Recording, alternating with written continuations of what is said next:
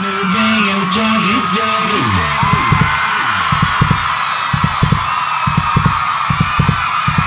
Telecena de primavera.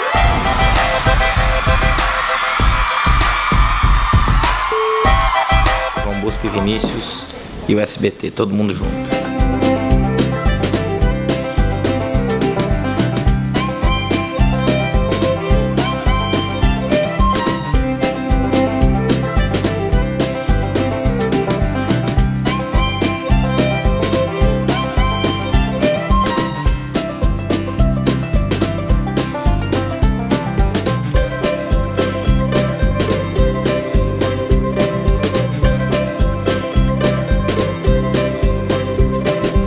O trabalho da 511 foi super bem, assim, executado, assim, no final. Foi a primeira vez que a gente trabalhou, né, com um caminhão lá de edição já live ali na hora, então isso foi uma coisa bem legal, assim, a gente já viu os cortes já das câmeras. Só para vocês terem uma ideia, a gente usou 4 câmeras HD, 3 5D e toda a estrutura de um DVD, vamos dizer assim, sertanejo completo. Super legal mesmo, uma equipe super grande, mais de 300 pessoas aí na equipe.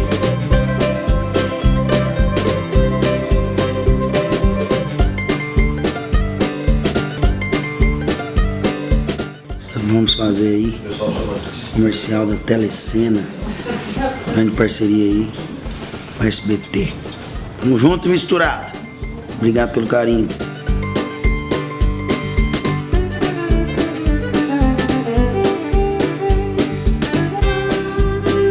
Quem trouxe a ideia foi o pessoal da agência, que muito bacana, sentamos juntos e pensamos bastante sobre como fazer para trazer essa verdade da dupla pro filme. A gente pegou essa música Chora Miriga, né, que é um sucesso assim no Brasil inteiro. Com a Telecena você pode ganhar todos os prêmios que imaginar. Eu avisei, eu avisei. Não fique aí parado, acredite em mim. Moleza fica rico assim.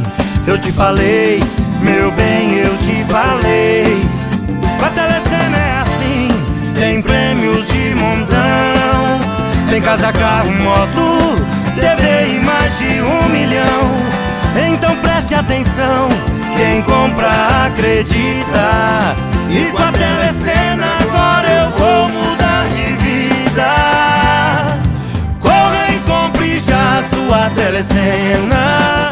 Não marque bobeira, você pode ganhar